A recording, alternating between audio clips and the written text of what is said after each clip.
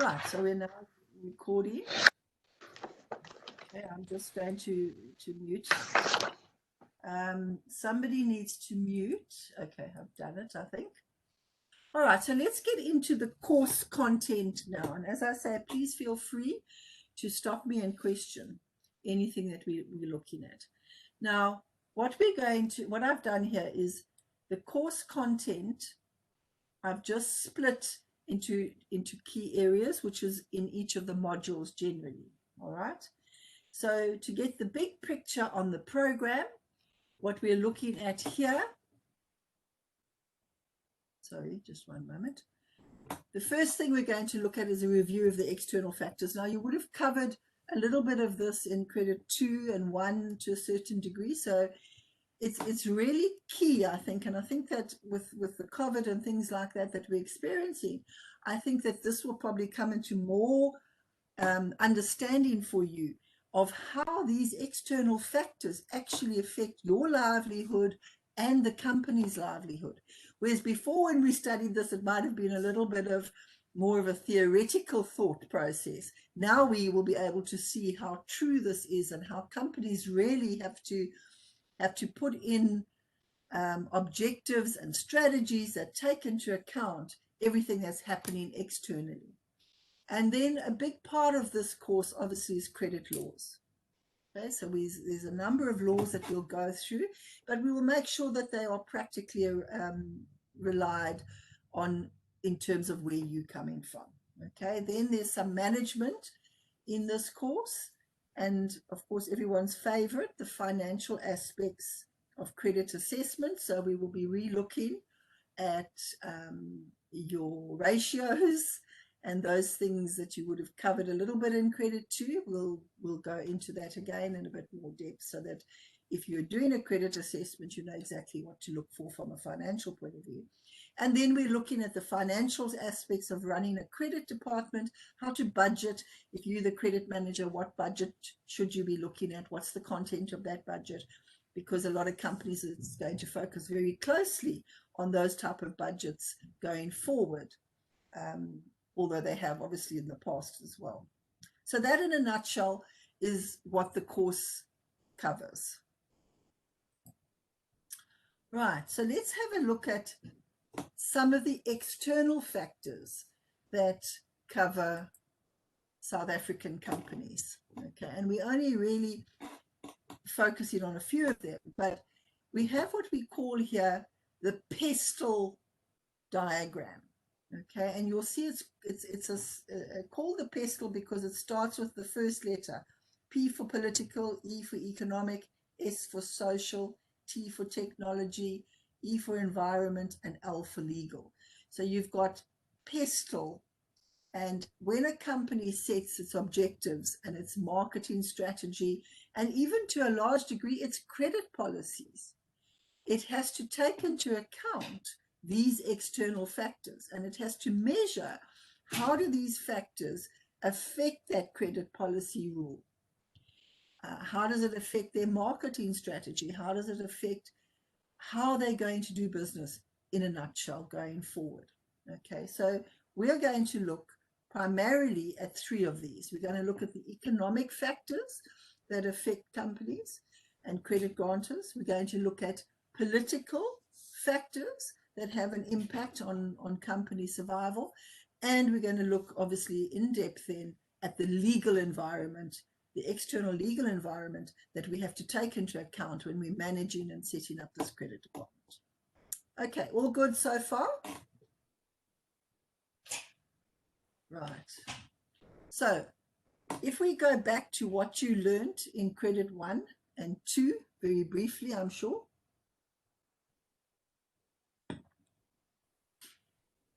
We look at economics. Now, the study of economics can be quite in-depth, but wherever you are in economics, you have to have an understanding of the basics. And that's what we're talking about. Now, the first basic is that, morning, Avril, everything in economics starts with a comparison or a requirement to balance the supply of products to the demand for those products. Do you remember that from credit 1 and 2? Supply and demand. And in an ideal economic environment, the supply of products would equal the demand for that product.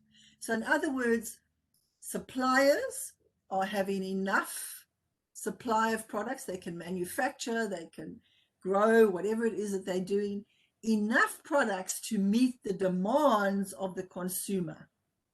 Okay? So if that balance is right, that's what we're aiming for. But it's very seldom that that's where we get to. So when you find that the supply of products is less than the demand, so more people want that product and there isn't enough product to go around, okay? So what happens then? Sorry. You get a drop in prices, okay? I don't know if that's right. Do you think so? That should actually say an increase in price, because when the supply drops and there's a high demand, just make note, and I'll fix the slide, that should be an increase in the price, because more people want those goods than there are. So for example, if I came into a room and I was the only person in South Africa who was selling hamburgers, okay, those hamburgers would have cost me, let's for example say 20 Rand to make, but I could sell them for more than 20 Rand, a lot more. It would have no impact on how much it cost me. It would have an impact on how many people there are that want them. There isn't enough for everybody, so those with the highest money will get, okay? Similarly, if we go the other way and we say demand for a product drops and the supply goes up, so there's too much products, not enough people wanting them. So we could take a little bit, excuse me, about the housing market at the moment, okay? There's a lot of people wanting to sell their properties. There's less people wanting to buy right now because of the uncertainty of jobs and the country's direction and things like that. So there's too much supply, not enough demand, and that means that the prices drop. So in order to sell my house, I have to drop my price because I want to make it attractive for the few lots of people who want it. Okay, so these are just the other way around. Sorry about that slide, they've messed it up here. So there's a drop in prices when the demand is lower than the supply. Right? Now, one of the things that we use to increase the demand for the product is credit. Because if people don't have money, they don't buy. But if they can buy on credit, then they buy more. Isn't that so? So we use credit to stimulate demand. If you go back to credit 1, you would hopefully remember, I know it seems a while back, but you would hopefully remember that the only reason why a company would offer credit is to get people to buy more of their product. If they had enough customers buying their product at the price they wanted to sell it to, then they would do just a cash sales only. They wouldn't put themselves through this credit thing. But because people don't have money, the company wants to grow their customer base, they accept people who are going to buy on account. So that credit stimulates, makes that demand for that product increase. So that's what we do. We buy on credit, and we encourage people to buy on credit when we want to sell more. Right? And so when we want to make people buy less, in other words, the demand is too high, then people should not buy so much on credit. We should not offer so much credit. Okay. So we use the interest rates to control or stimulate demand. So in other words, we would increase interest rates if there was too much buying on credit. Because if there's too much buying on credit, there's too much demand, there isn't enough supply, and therefore the price isn't balanced. Now, what do we mean by balanced price? In order for the country to run well, you want the supplier to be able to get a fair price, and you want the consumer to feel happy with the price he's paying for those products. So both parties have to be happy. If the supplier is getting less money than he wants for his product, he's going to stop doing it. So if he's growing cabbages and those cabbages are costing him 10 cents to grow per cabbage, but he's only able to sell it for 8 cents, next season he's not going to plant cabbages. He's going to plant tomatoes or something else. And by doing that, he's then going to create a shortage of that product, cabbages. And so the next season, there will be a shortage in the supply and an increase in the demand. And then the price will go to 20 cents a cabbage for those who did do it. Can you understand the balance here that needs to be? Both parties need to be happy. I know we often look at it like from a consumer point of view. We must be happy with the price. But think about the impact if the supplier is forced to sell to us at a price that isn't profitable for him. He'll just give up doing it. And then we won't be able to get enough of that product and the price will go up. So in order to try to balance the supply and demand, we use credit to stimulate demand, and we use interest rates to try and balance how much credit is being used. So when too much demand, then the interest rate is increased so that prices don't get too high. Okay, what is the word when the price increases without the value of that product increasing? Does anybody remember? It's called inflation. You all know that word. Okay, so let's have a look here. Inflation is when the price of goods go up without the value in those goods. So if we take our neighbor Zimbabwe, whose inflation is way out of control, what that means is that last week, maybe they paid 20 rands worth for a loaf of bread. This week, for the same size loaf of bread, they are paying 40 rand. So inflation is 100%. So there's no more value. They haven't got double the size of the bread, but they're paying double the price. That's what inflation is. Okay. So if our inflation is too high, the price is going up, and customers then obviously stop buying. Okay. It means, so we want customers to stop buying so much. We need to reduce the demand. We want to make buying on credit less attractive. Okay, so we make sure that the interest rates go up so that credit becomes more expensive and people cut it down a little bit. If the price of goods are too low for the suppliers, then we do need to increase the demand. We want to make it more attractive for people to buy on credit. So we decrease the interest rate so that people buy more. So that's how the interest rate is used to balance the buying and selling of goods and the price, trying to keep the price equal. Okay, so credit is used to stimulate demand, and interest rates are used to balance the supply and demand on credit.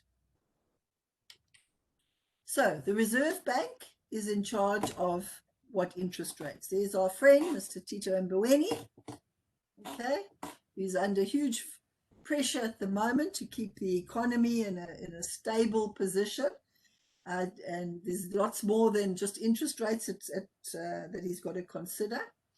Okay, but what he does, and him and his team, they increase or decrease interest rates. They keep a close eye on inflation. So now remember, when we're talking about inflation, that's the increase of prices without an increase in value of the goods. So although there will always be some inflation, the price of goods will always increase over time. We want to make sure that it's not increasing at such a rate that we no longer can afford it because our salaries aren't increasing at that rate. The other thing that he measures in the economy is the GDP. Do you remember that from credit 2, anybody? Okay. Gross domestic product. All right. And he measures how productive the country is. So your gross domestic product measures how productive in terms of supply of goods. How much supply are we producing in our country? And when we look at income per capita, we say, of the goods that we supply in this country, how much of that is per person? So if we have so many working people, how much can they each contribute to that GDP? And then that's all compared to other countries. Now, you've all heard a lot of talk about rating agencies, particularly Moody's is the one that's lately been putting us into junk status. So what the rating agency does is it takes this type of thing, our inflation, our GDP, our income per capita, and some other factors as well from the economy, and they do a credit worthiness assessment, if you like, on us. So as you would with a company, you would say, how much are they selling?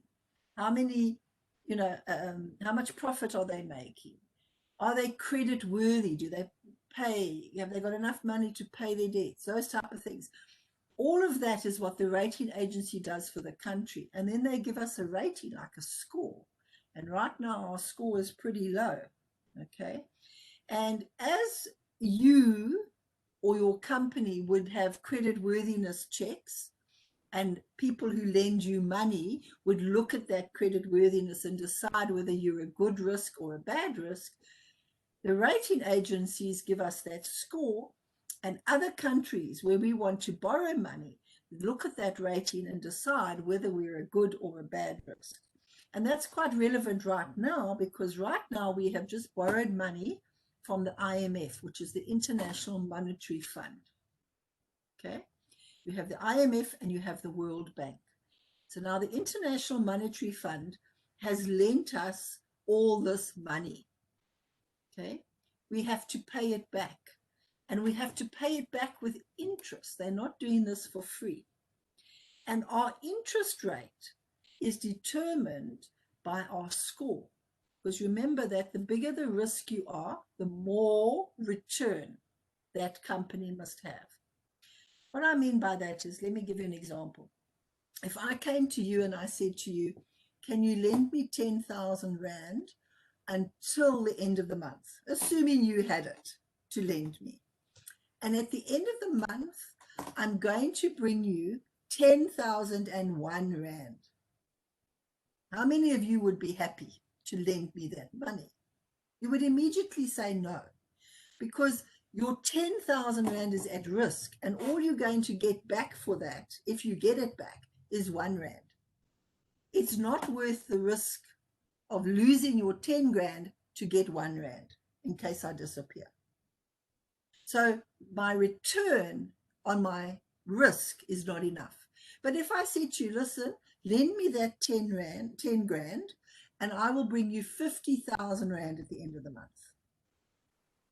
Now suddenly it's something you may consider. You may still check out a few more things, but it's more viable, because the return of 40,000 that you're going to get on your 10 grand, you're going to get your 10 grand back plus 40,000.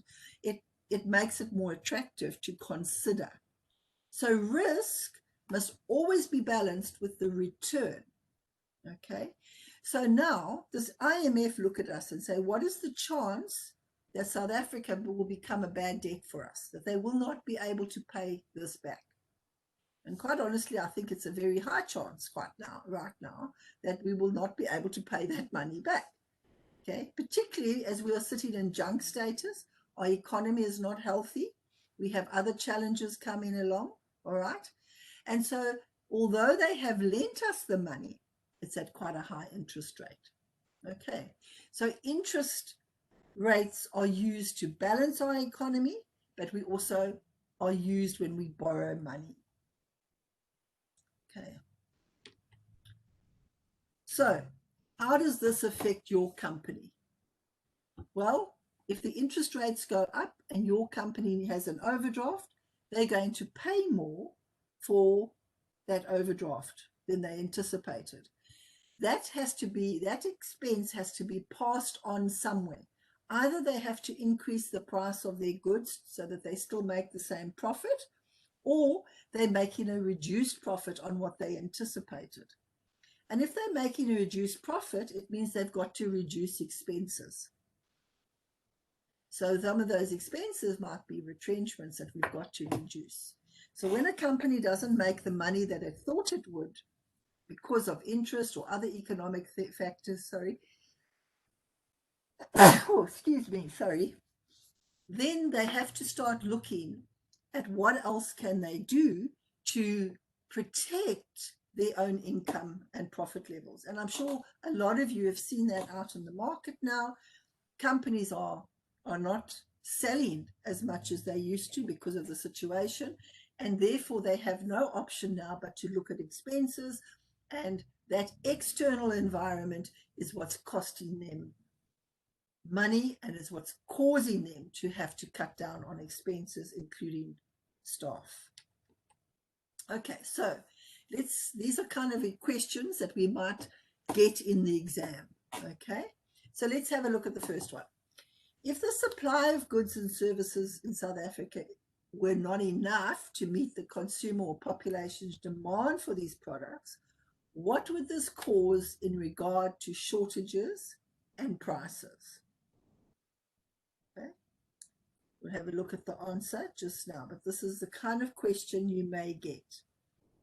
Another one could come if the demand, so the other way around, if the demand of the goods and services in South Africa were not enough to meet the supply. So in other words, lots of people need stuff, but there isn't enough stuff to go around.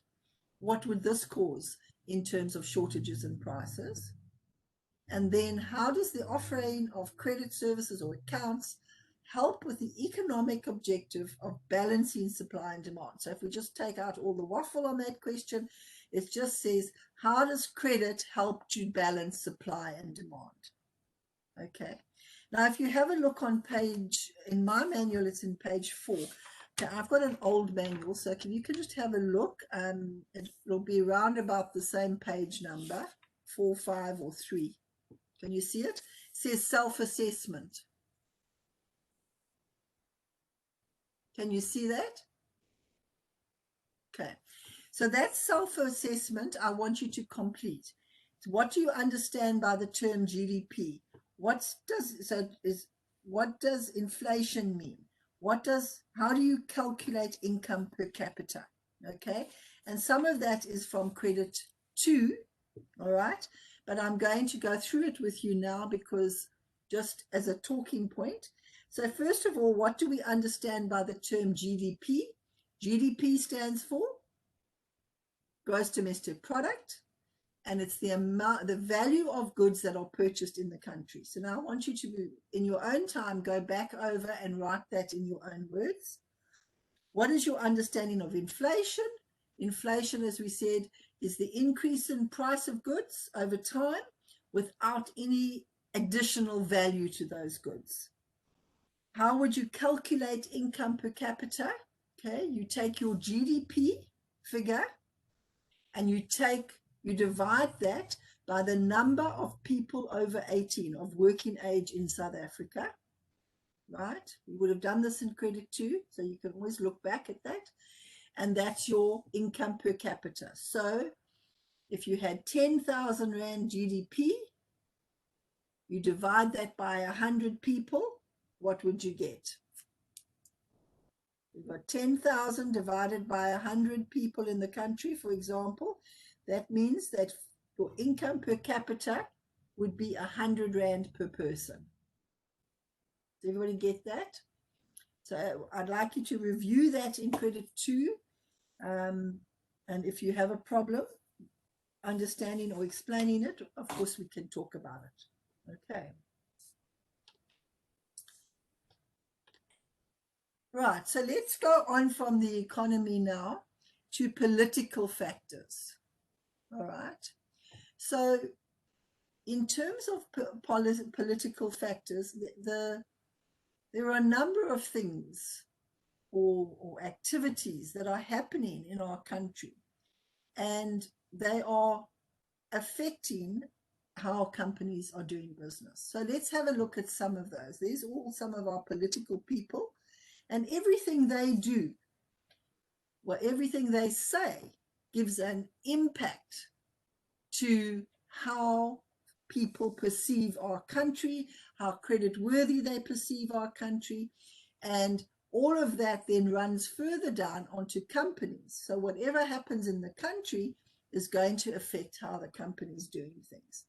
So let's have a look at some of the things, the sort of situations that have arisen in our country. First of all, as we've mentioned, we had the downgrading of our creditworthiness score by Moody's and the other rating agencies. So we pay in higher rates when we borrow from the IMF and the World Bank.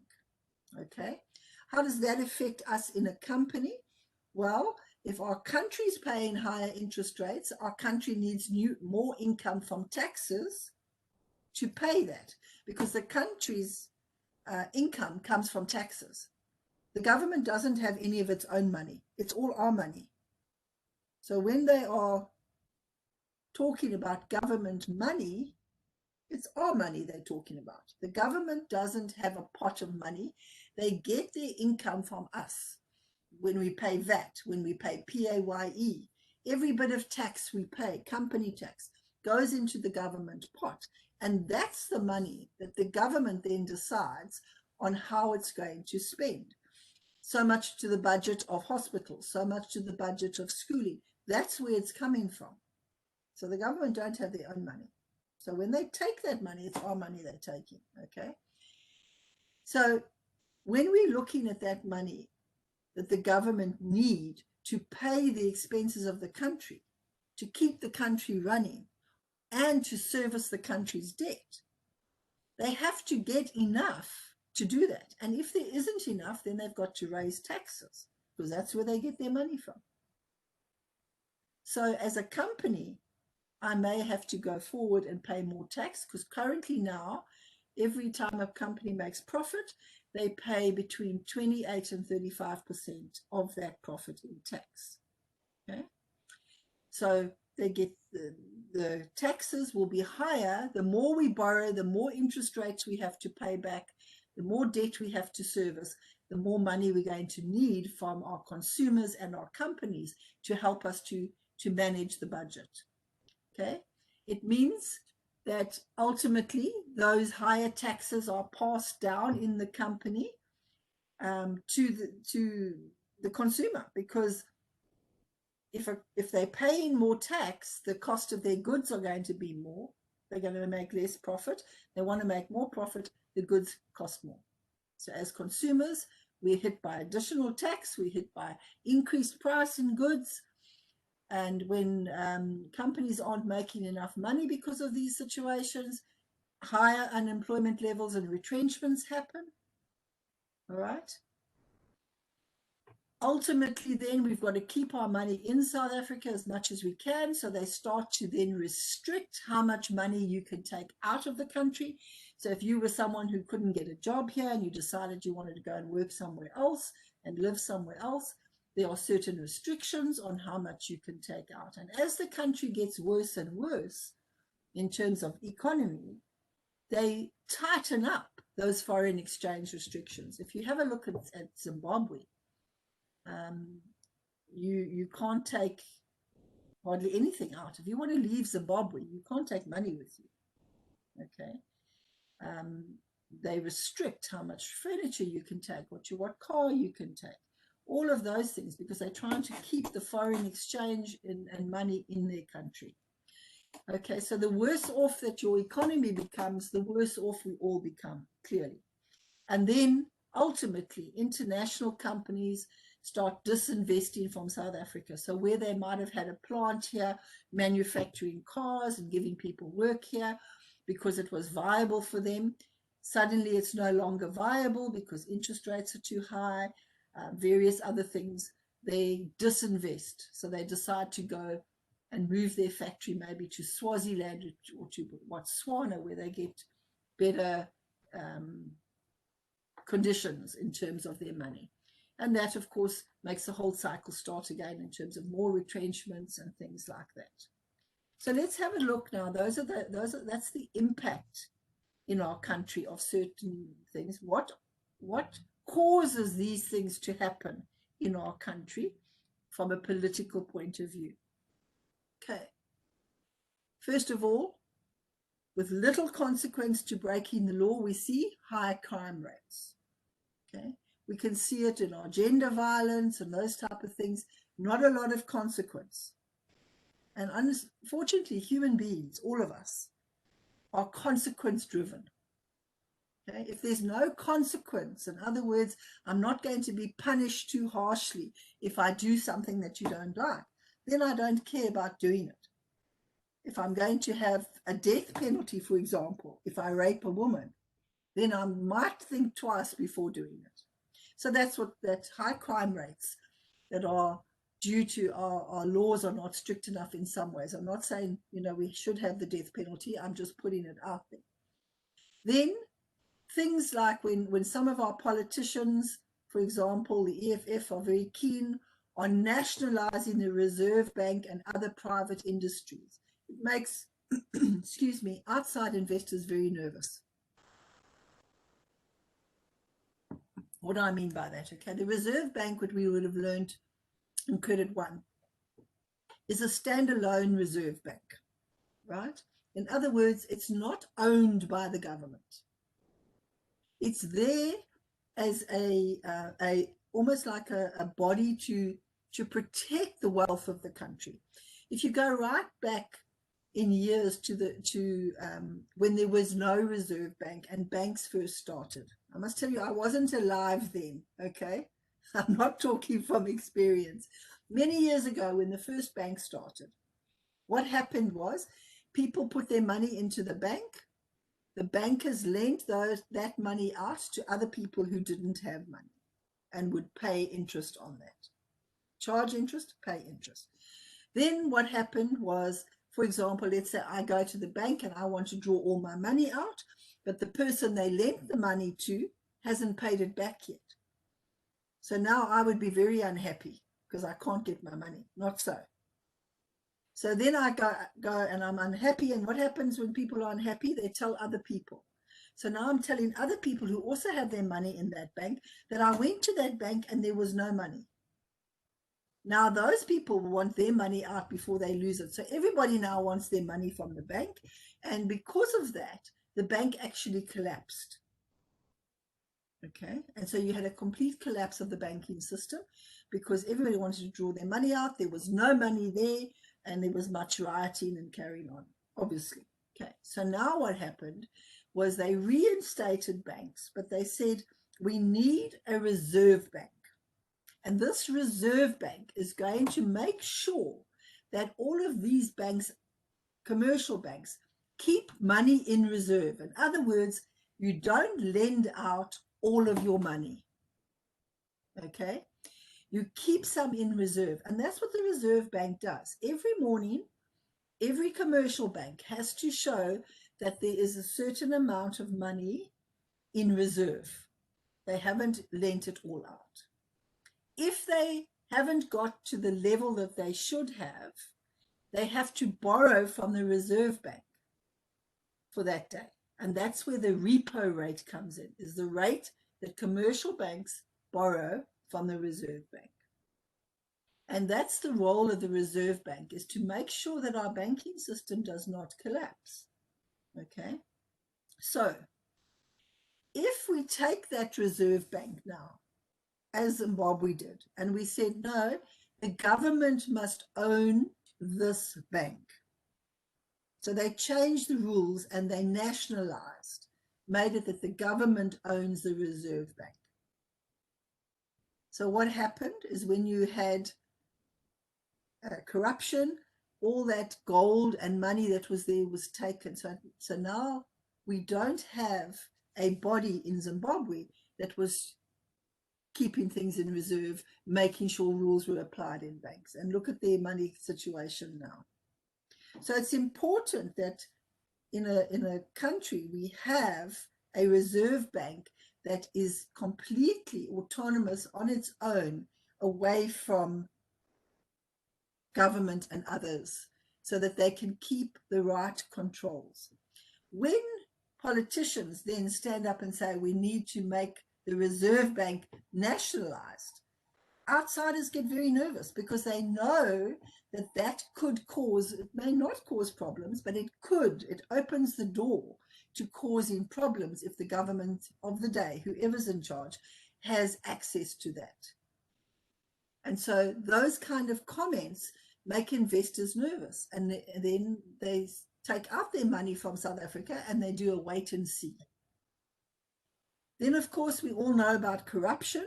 Now, every government, I believe, is corrupt to a certain level, but I think the level of corruption that we're seeing is really over the top, okay?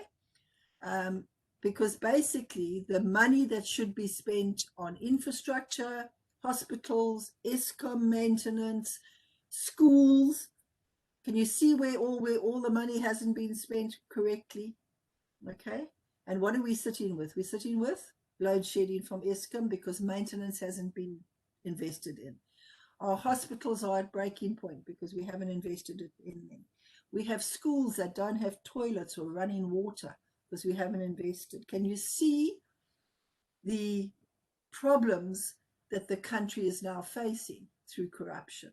So these are the things that will have an impact on us as consumers, on companies working within South Africa from a political point of view. Okay, then we go on to politically.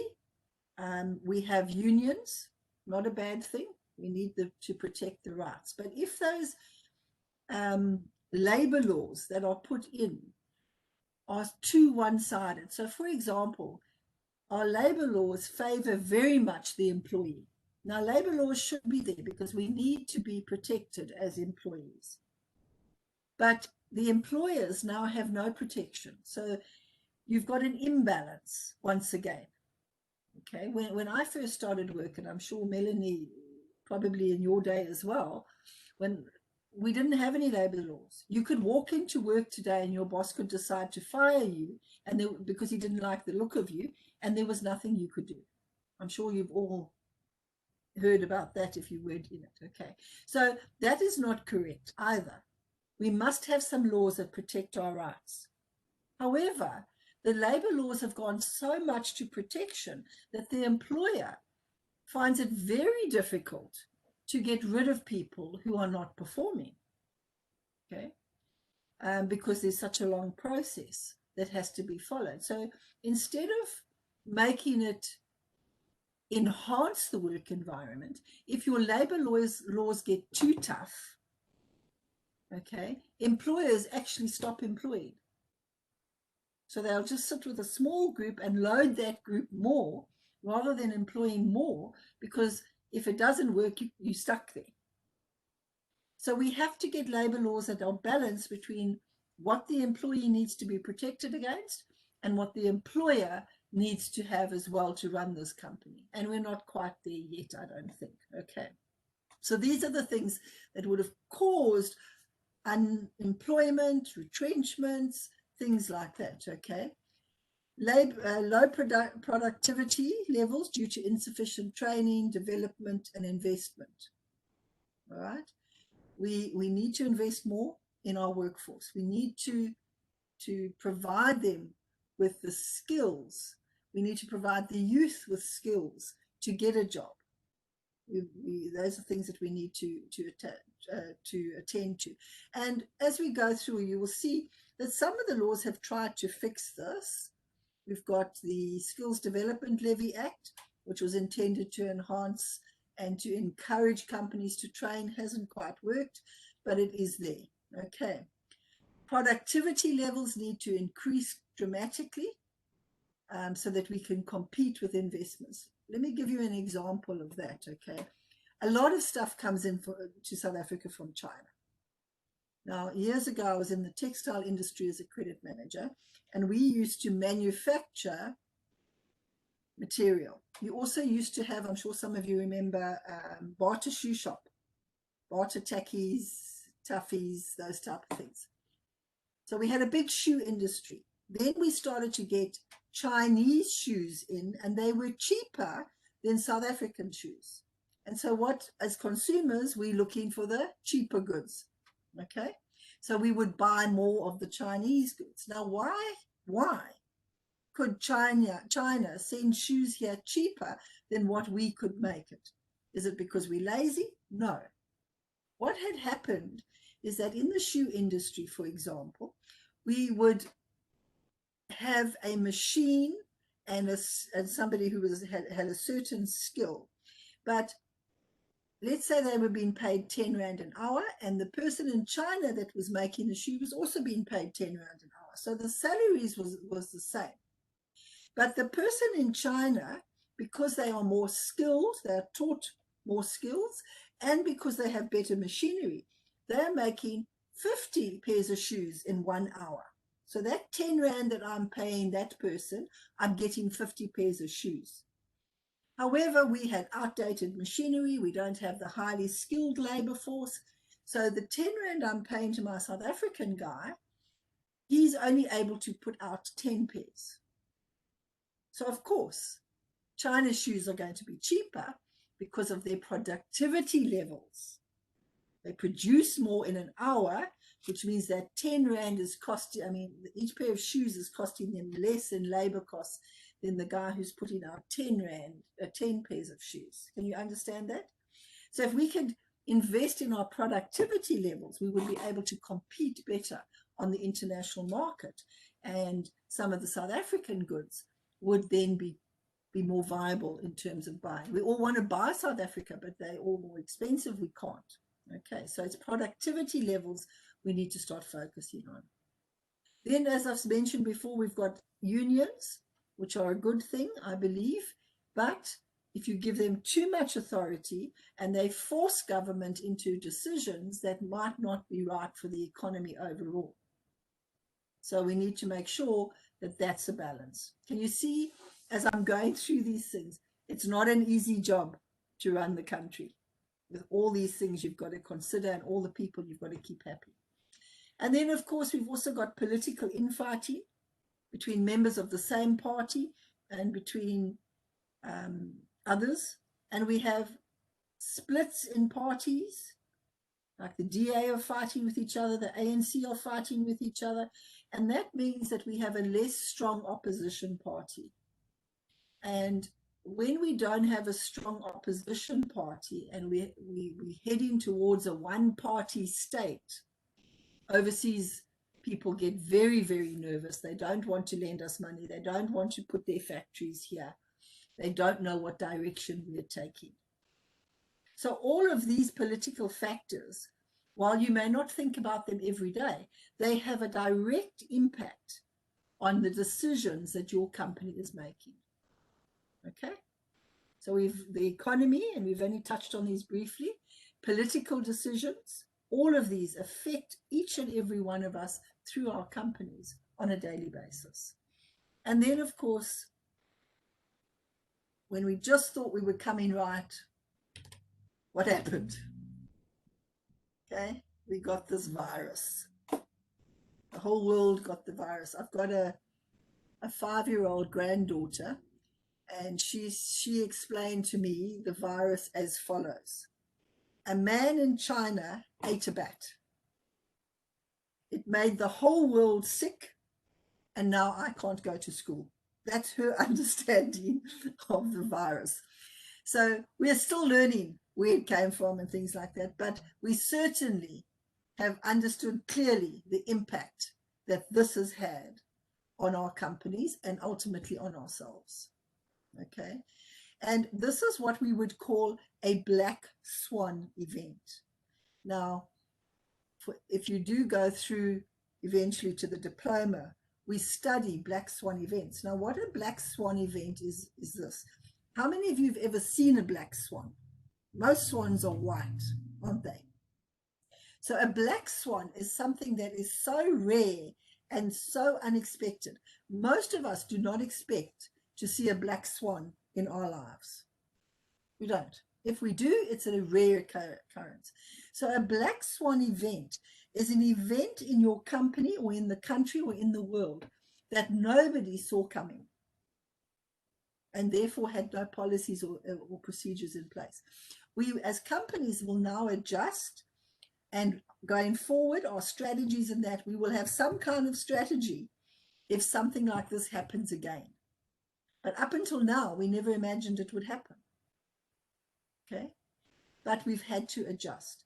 And so companies that can have adjusted. They've put people to work at home. They've continued where they can.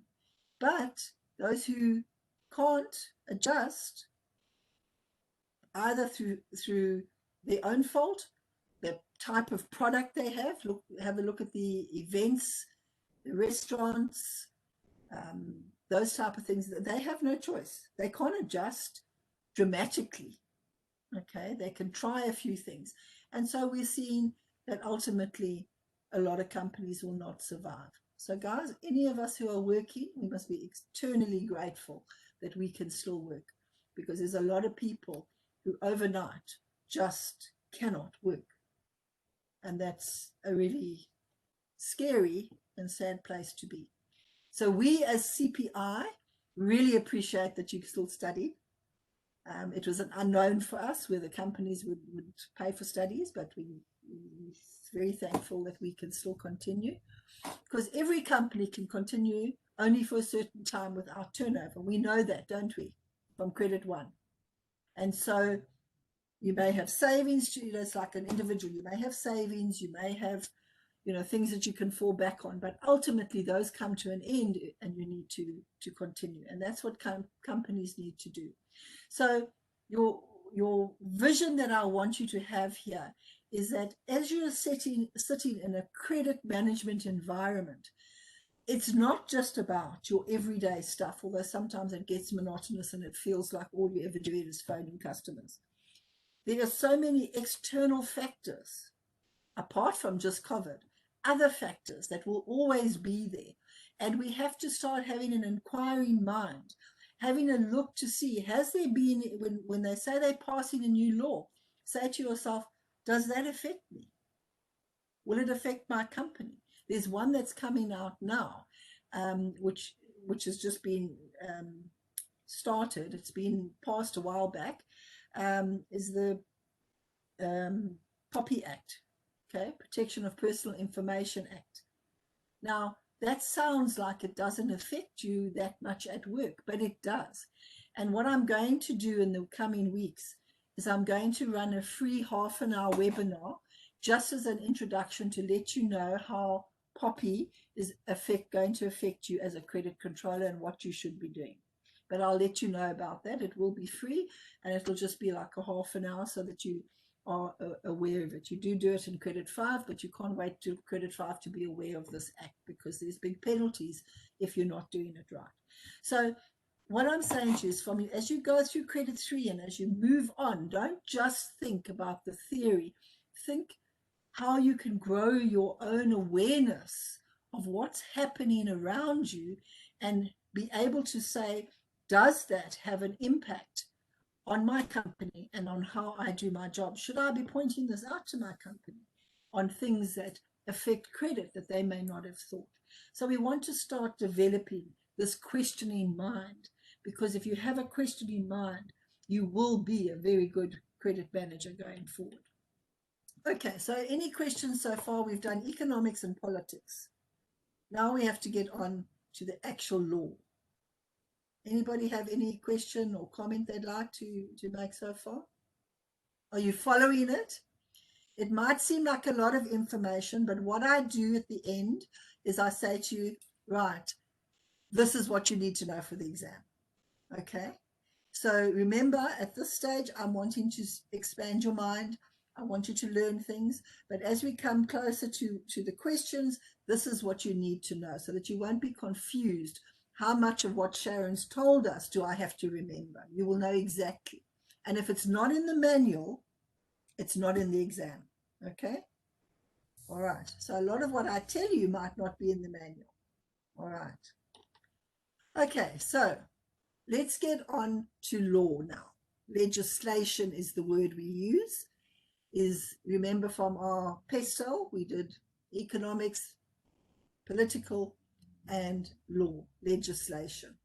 So now laws in South Africa are based, the fundamental law of contract in South Africa is based on common law.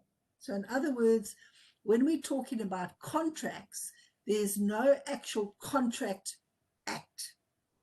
Okay, it's a common law.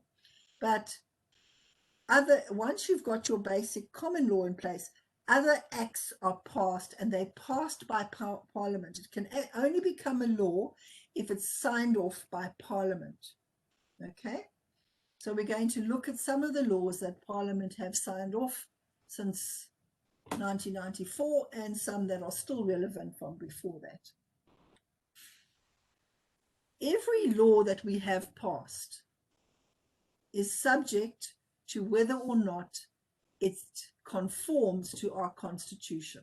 So in 1994, we had a new constitution drawn up, and a constitution, here it's a record of principles on how the country is going to be governed. But if you think about it in terms of you have a credit policy on how your credit department is going to work, and you have a constitution, which is almost like your credit policy or your policy for the country. Okay, so they are the rules to be followed when you're managing the country and its people. So any law that's passed, any court case, if it goes against the rules in the Constitution, you can go to Constitutional Court and challenge it. Okay, it is the most protective constitution of human rights in the world. So it's all about protecting consumer rights. Okay. So as I've said, all the laws can be challenged under the Constitution if they impact on your rights. Okay. So let's have a look at this Constitution. First of all, the overall purpose and what it wants to achieve. It wants to heal the divisions of the past. It wants to establish a cohesive democratic society where all citizens are protected equally and where everybody's quality of life improves. Well, I don't think it's achieved that yet, but we need to continue to work towards that. Not so. Okay. So in that Constitution, it gives you specific rights that you have. So let's just run through them very quickly. If you want full details, I've given you the website you can go to there. If you click on that, it will take you to the website, or you copy that and you can see more detail if you wanted to. But fundamentally, what we're looking at is equality and protection from discrimination, human dignity. Everyone has the right to life. Everyone has the right to freedom and security. Everyone has the right to privacy, freedom of religion, beliefs, and opinions, free to express ourselves. And of course, that expression doesn't mean you can say and do what you like. Freedom of expression means as long as you're not harming anybody else's rights, you can't have a right that overrides somebody else's rights. Okay, so freedom of expression is you can express yourself in any way you want to, provided it's not discriminating against somebody else's rights. Okay, freedom of assembly, demonstration, and picket. Okay, so now think about where we sit today. It says you have the freedom of assembly, which means you have the freedom to gather as a group where you like and when you like. However, right now, we don't have that freedom, do we? Okay. So how do they get past the Constitution? There is an area in the Constitution that makes allowance for your national council that we have now.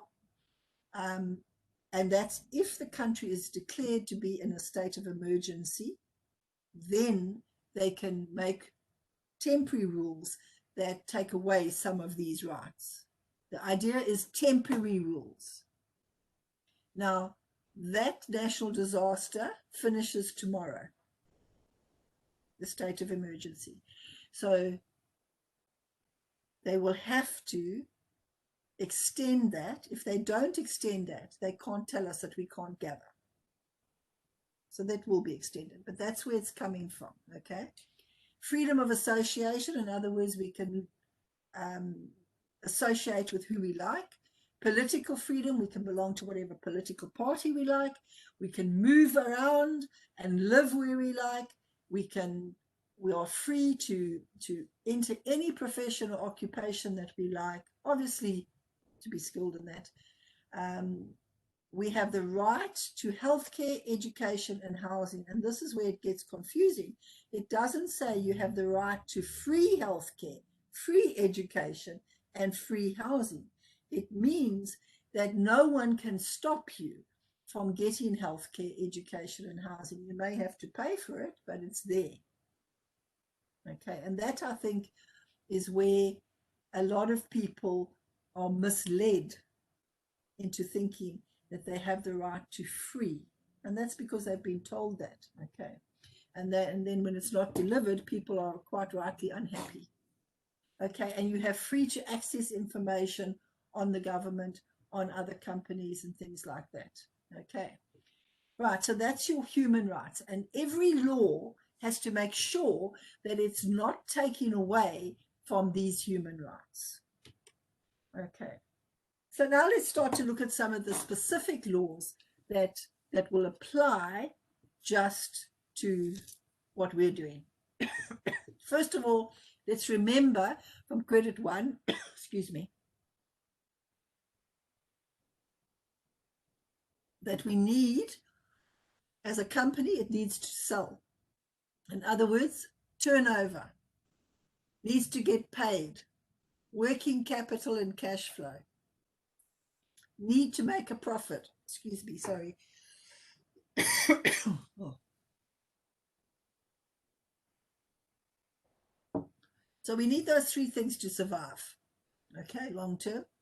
And we need to achieve all of those while at the same time sticking to law. So that's the challenge. So let's have a look at the law. So first of all, as I said, we start off with common law. Can you remember from Credit 1 and 2 that we did the law of contract? Okay, you remember that?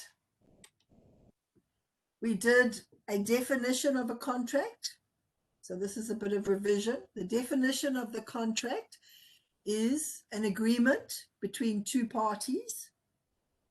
Okay, it can be verbally or written, depending on the type of contract. Some laws say that they must have a written contract.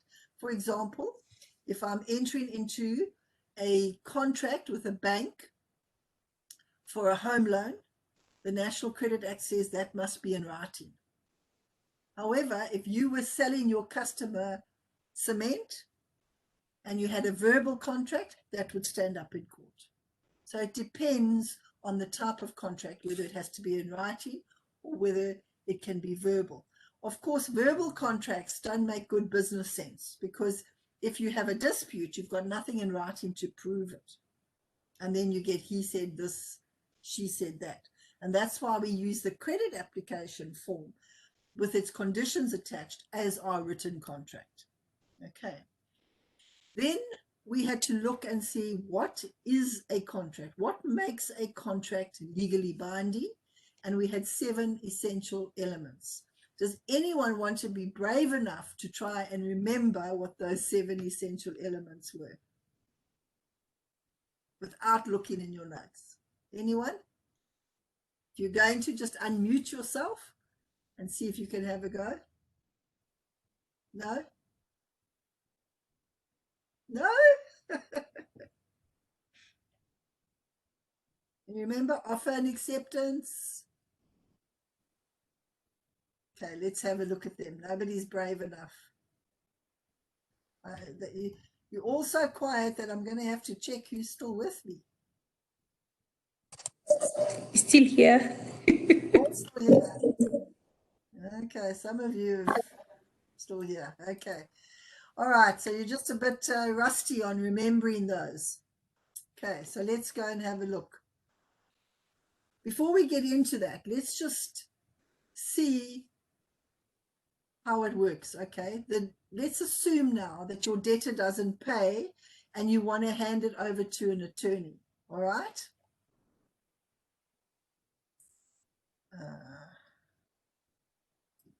Okay. So you want to hand it over to an attorney. The first thing the attorney will do is check to see if you have a valid contract.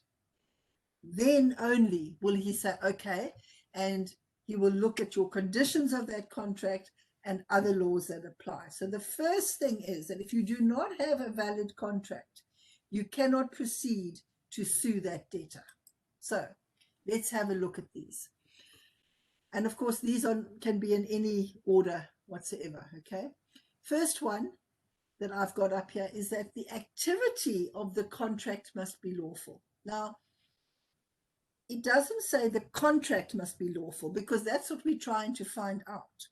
Is the contract lawful? So the activity of the contract must be lawful. So if you are selling cement, the sale of cement is not illegal. So therefore, the activity of that contract is lawful. So we can tick that one off. Secondly, both parties must have capacity to contract. Remember now that capacity to contract relates primarily to whether they have the legal right to enter into a contract. And the one that we look at the most is age. Okay, so how old are you? Do you have the legal age that is required in South Africa to enter into a contract? And the legal age in South Africa to enter into a contract on your own is 18. If you are under 18 but over 7, you could still contract with your parents' permission. And if you're under 7, then obviously there's no contract. So you've got your capacity to contract, full capacity if you're 18 or over, limited capacity if you are 7 to 17 with your parents' permission. Okay.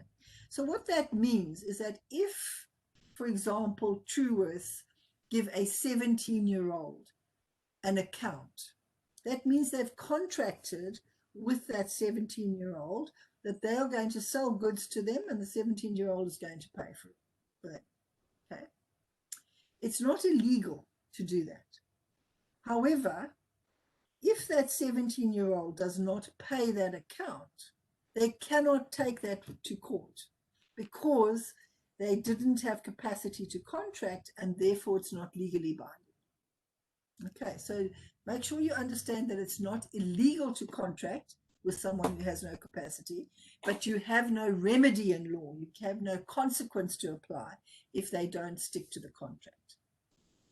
Then you've got offer and acceptance. There must be something offered, something accepted.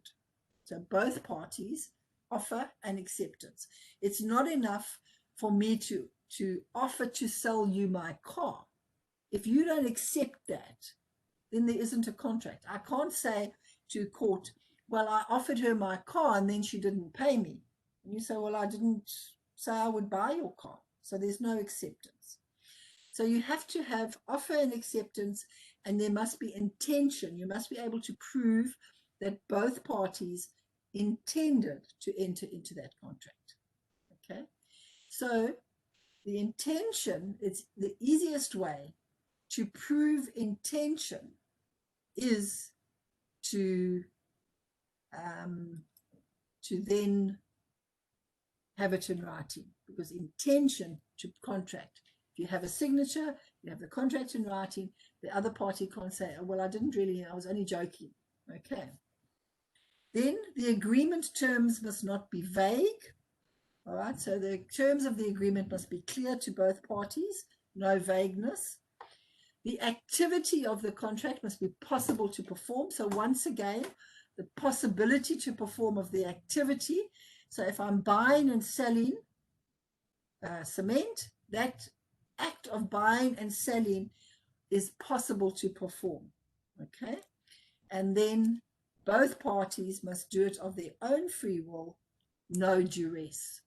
So those are the essential elements that must all be present in order for that contract to be legally binding and in order for you to take it to court and ask the court to make them comply. Okay. Now, an example I like to use here is one, you know, which is probably not one that should be shared too much, but let's take a situation where you have a lady of the night, a prostitute, who's now selling her wares, if you like. Okay, so let's start here at the bottom. Both parties must willingly enter into the contract, no duress. So a guy comes along and he wants to employ her services. So both parties are willingly entering into that contract. So we tick that off. The activity of the contract must be possible to perform. As a sex worker, she's going to perform sexually, so that's possible, right? The agreements of the terms must not be vague. It's very clear. She's going to perform a sexual act and he's going to pay her for that sexual act. So the terms are very clear. There's intention to contract. Both are intending to enter into that. Something is offered, something's accepted, and provided that both parties are over 18, there's capacity to contract. So far, this is looking like a valid contract. Okay. However, the activity of that contract must be lawful, and the activity of sex work is not a legal activity in this country, and therefore that contract is not valid. So let's assume that the deal goes through, the lady performs as she promised, and then the gentleman decides he's not going to pay her. She will have no recourse. She can't take that contract verbally or written and to court and say, he didn't pay me and yet I delivered my service, because the court will say this contract is not a legally binding contract because the activity of prostitution is not a lawful act. And so that is a prime example of how all 7 have to be present in order for this to be legally enforceable. So a legally binding contract, a valid contract, must have all 7 essential elements. Everybody happy with that? No questions? You know, I just want to mention that, yes, the example that you use, it's relevant, but you know, now it's no longer a she only who can offer that service. Even guys, they do that. I know. So you want me the next time to change my example slightly. Yeah, okay. Okay, I'll do that. Don't use that example in the exam, see? Okay, right. So hopefully that, it makes it clear there. So let's have a look now at this one here that I've put. Okay. Let's read the following. George, who's age 30, invites Gladys, who's age 21, to his house for dinner. Okay. After dinner, he shows Gladys that he's got a roulette table in his basement and asks her whether she'd like to play roulette. Do you know what roulette is? It's that wheel that spins and you do the dice, and if it lands on the one that you've bet on, then you get some money. Anyway, so she agrees and she buys from George. She gives him 300 rands and he gives her 300 rands worth of chips, and she starts to play with these. Initially, she loses a bit, and then George takes the money that she's lost. And then she decides she wants to go home, so she's putting all her remaining money on one last round. And she happens to win, and the amount that she wins is 1,000 rand. Then there's a big argument because George doesn't want to pay her those winnings. She leaves his house, but after telling him that she's going to sue him for the money that he owes her. What do you think about this situation? Anybody got an idea? First of all, gambling, it's illegal. Mm-hmm. So I don't think she's got a case to stand on at the court. Okay. You're quite right. Okay. Gambling itself isn't illegal, but gambling at home is illegal. You can go to the casino and gamble because they've got a gambling license. So because George is at home, he doesn't have a license. You're quite right. And that's pretty obvious to us. Okay. So having a look at this, what we need to do in any scenario that the examiner gives you, okay, this one was quite obvious. We need to go through all essential elements. So we would say, okay, so George is 30 and Gladys is 21. So they both have legal capacity. So we tick that off, okay? There's something offered, right? Something accepted. So you go through that and you tick that off. It's possible to perform, you tick it off. There's no duress, you tick it off. But you're quite right. When you've gone through all of them, the one thing that isn't there is the legal activity.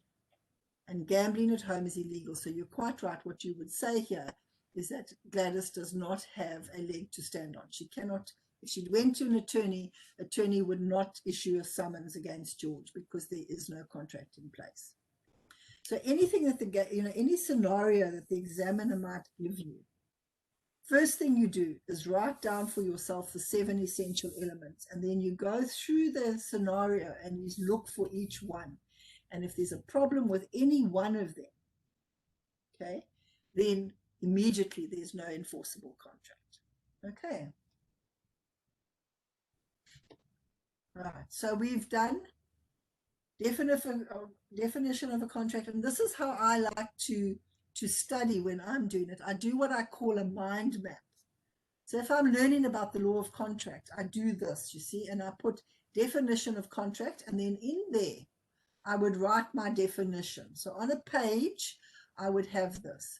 Here where I've got the 7 essential elements, I would list the 7 essential here. Okay. Then this is already, I've said, like I've said here, formalities of a contract can be verbal or written, depending on the type of contract. So now when I come to revise this, I've got everything on this page that I need to revise. Then I go to here, activities that make a contract void. So now I know that to make a contract void, I would write down one of the 7 essential elements is missing.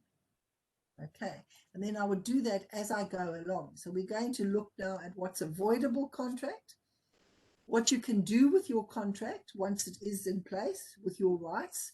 And here you can see delegate, waive, novate, compromise, set off, or prescribed. We're going to look at what all those mean. And then we'll talk about breach of contract.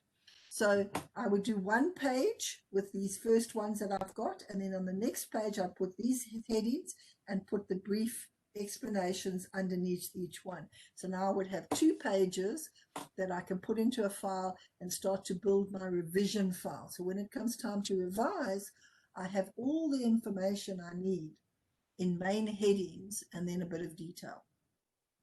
Just a suggestion, you can study whichever way you like, but for me, that's the way I like to have it, and then I can always fill it in a bit more later. Okay. So now, just going back here, let's just talk about activities that make a contract void or voidable. So we've discussed a void contract is one where one or more of the 7 essential elements are missing. When we talk about voidable, means that you are able to void it. In other words, there's a choice of whether to continue with this contract or not. And in order to have that choice, there must be a contract in place. So a voidable contract is one where all 7 essential elements are in place, but where one of the parties has misrepresented something.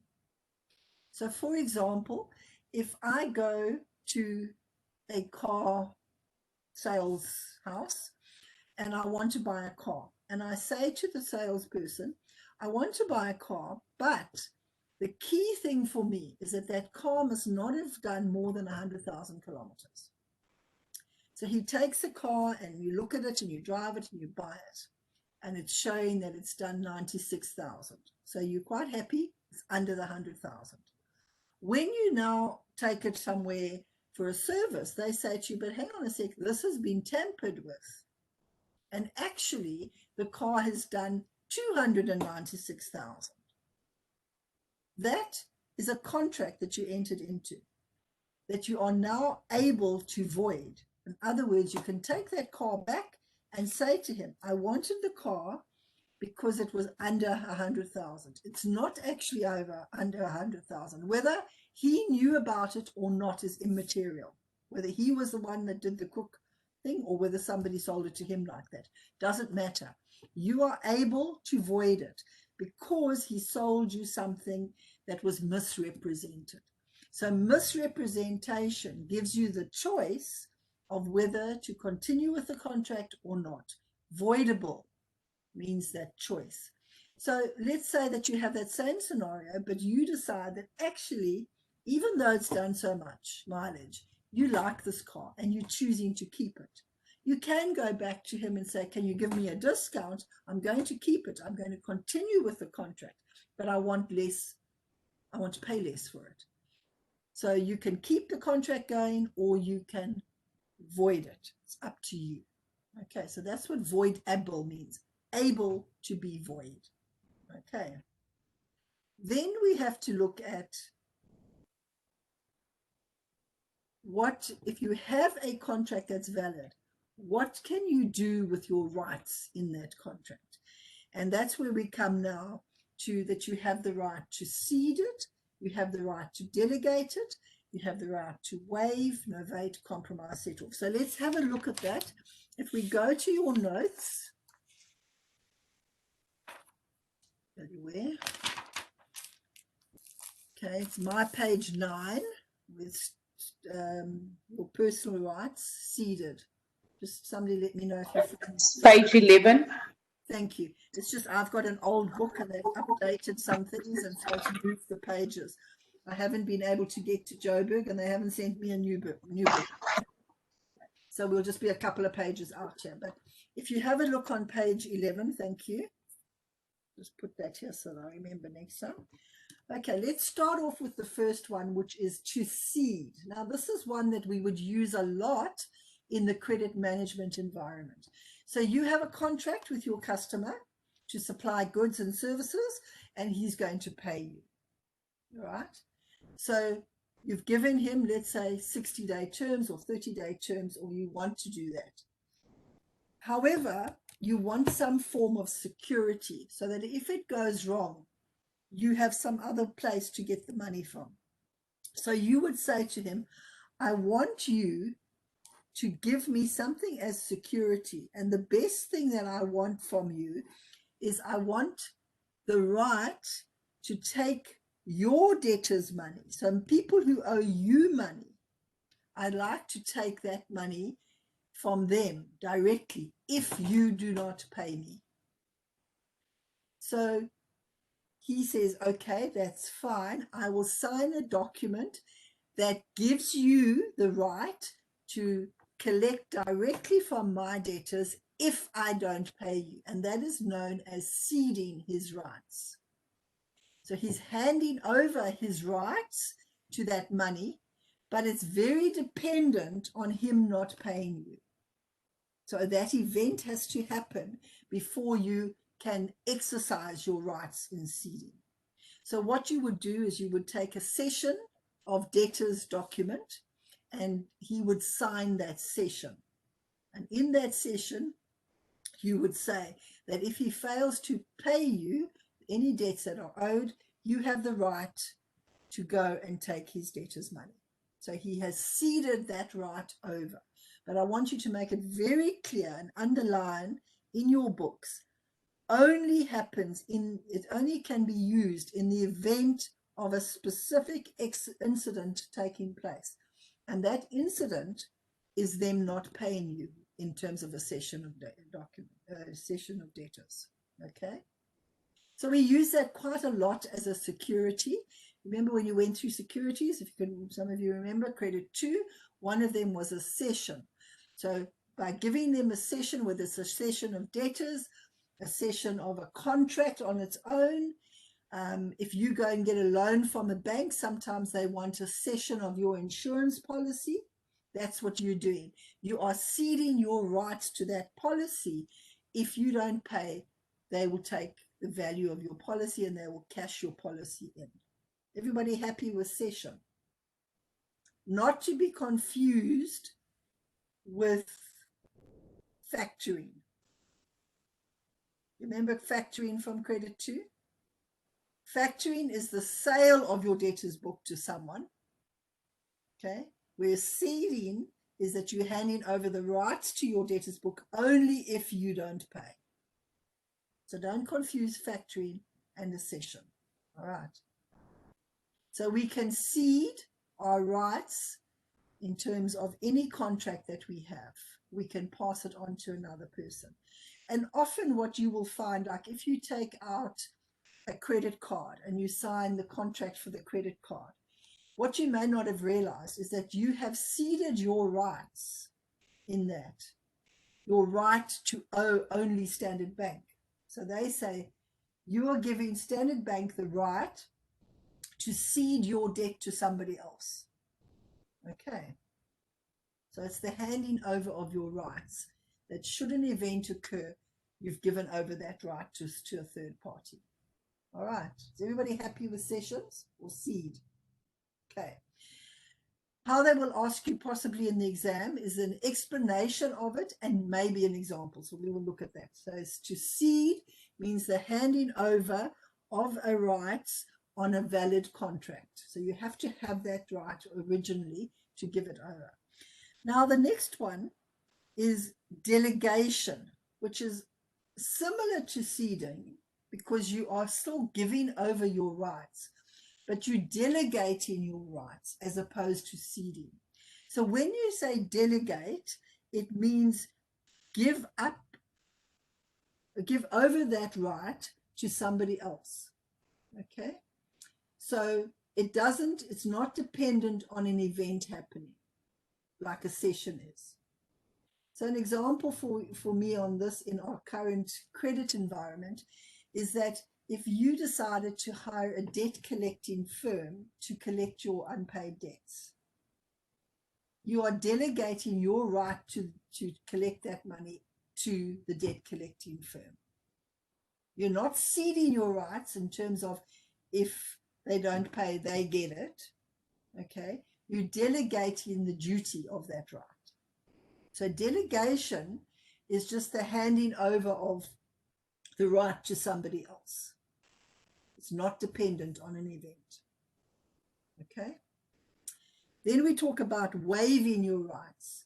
That means you're giving up that right altogether. You're not going to enforce that right. So an example of that would be that in your credit application terms and conditions, you reserve the right to charge interest on late payments, late payment penalties.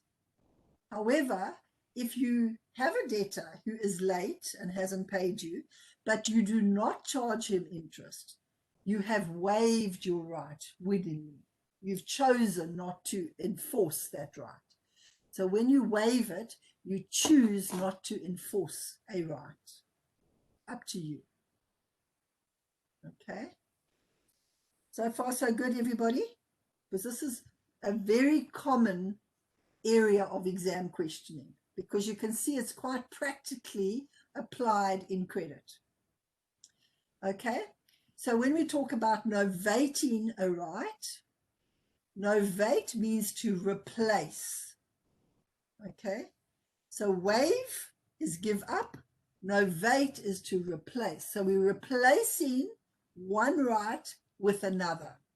And the best example of that is that you novate the contract. So let me give you an example. You have a debtor who hasn't paid you and he's having financial problems. And you're going to have this quite a bit right now as people have cash flow problems. So he comes to you and he says, listen, I know I owe you 100,000, but there's just no ways I can pay that right now. So what I want to propose is that I pay you in 3 monthly installments. So I'll pay you over the next 3 months in equal installments. And you say, okay, I accept that, right? But I want you to sign an acknowledgement of debt. Okay? So he signs an acknowledgement of debt that he will pay this 100,000 split equally over the next 3 months. Now, original contract on that 100,000 said 30 days from date of statement. You have given up that right?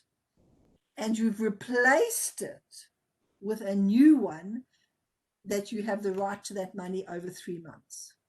So you can't now say to him, okay, I agree with that, and then go and sue him for 100,000, because you don't have that agreement anymore. You've got a new agreement. So you've novated, you've replaced the original 30 days date of statement agreement with this 3-month agreement. So novation is replacing one contract with another. Okay, makes sense, eh?